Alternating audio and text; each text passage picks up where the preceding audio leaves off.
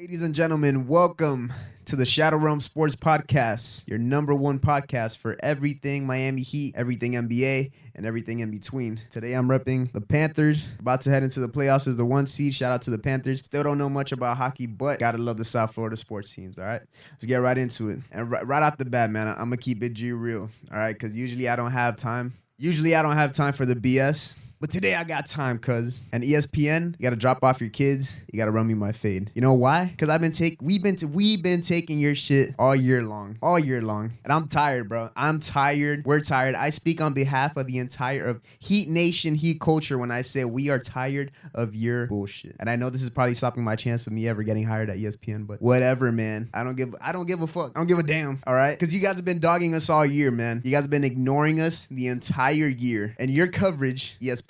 Talking directly to you, Mickey Mouse. Your coverage all year has been, why don't we talk about the Heat? Oh, why don't we talk about the Heat? The Heat are so good. Well, I got the remedy, man. Talk about them. Talk about them. Do we not give you anything to talk about? We're the number 1 seed in the East for a reason. You guys got a platform, right? You got a platform? Worldwide leader of sports? Yo, I'm going off on them. Holy shit.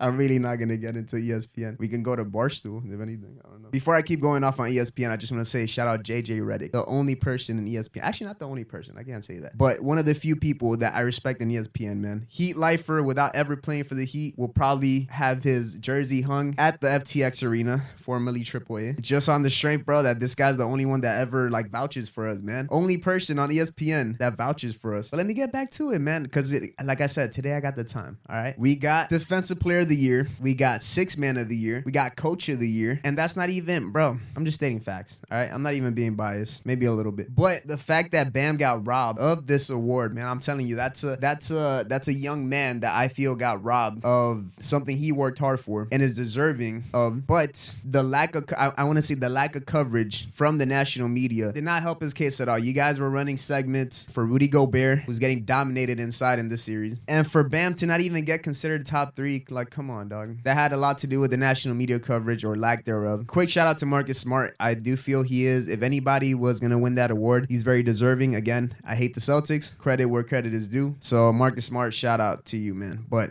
our boy got robbed. But back to, bro, I'm going to talk about my Heat. Never fell off despite the injuries, despite COVID, despite having 22 players throughout the entire season due to all these different things. And you guys still want to put us in the dangerous loomers category with the Lakers, who were trash all year, and you guys kept putting them on national television? Is it wrong to be this mad? Nah, I'm mad. I'm mad at you guys. But yeah, man, you guys kept putting your trash ass Lakers. Sorry, you guys kept putting your trash Lakers, despite the fact that they were trash, and you guys kept making excuses for them, man. And what about us? What about us? What about my homie still out in the streets? But I think I figured it out, man. I think I figured it out, and you guys showed your hand. You guys, ESPN, Mickey Mouse, again, blowing my chances. We're not, Peter, we're not going on ESPN. I know that for a fact now. But, yo, you guys blew your cover yesterday, dog, because even though our Heat beat the Hawks, moved on without Jimmy, without Lowry. Shout out to this Lowry. Actually, again, I don't know hockey, but I picked up this jersey, and I think it's fly. And I can wear this to the Heat games. But yeah, man, I figured it out, man. You guys have a personal vendetta against Jimmy. This is a guy that you guys try to vilify. You guys try to demonize. You guys, just a smear campaign, honestly, to no avail. You know, you guys try to dog him when he left Minnesota. It's just because his teammates were not playing hard enough. And it was a private locker room situation that got blown out of proportion because, again, Minnesota. I can't believe I'm talking trash about other teams too. But man, and then the Sixers, man. The Sixers, he left on good terms. Good terms. Nothing ever came out of that, and you guys still try to make him the villain. Why? And now that he found a home in South Florida, in Miami, with your boy, with everybody else here, 305, Dade County, stand up. And you guys are still, and you guys just can't stand to see it, man. They hate us. Now I understand DJ Khaled now. Never understand that, man, when he's saying we the best. But actually, I do understand because we the best. But I never understand that, man. But I understand him now. They don't want to see us win. But we don't care because we are going to win. All right. So that's all to say this, man.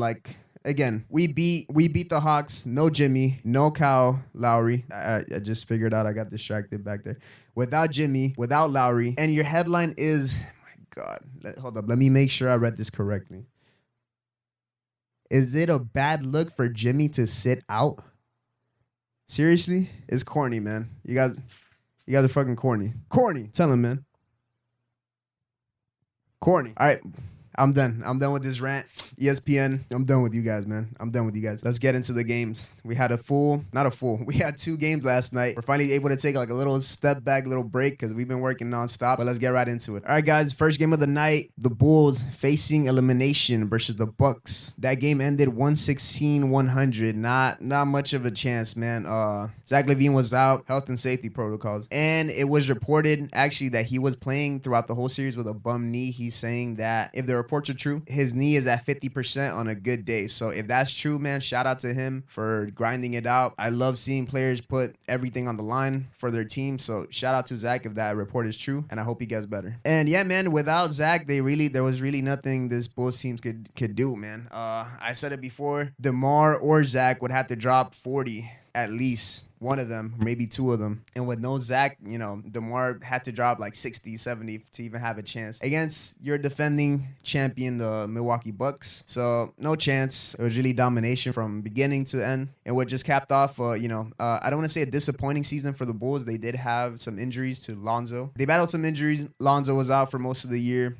At one point, they were the 2 seed in the East, and DeMar was playing at an MVP caliber level at that point. But ultimately, they were just beating up on the lower tier teams. So I'd love to see how they come out next year. Hopefully, they can get everybody back and they can run it back, and we can see what they're really made of. Because I was actually excited to see the Bulls be contenders be contenders. I'd like to see other teams competing.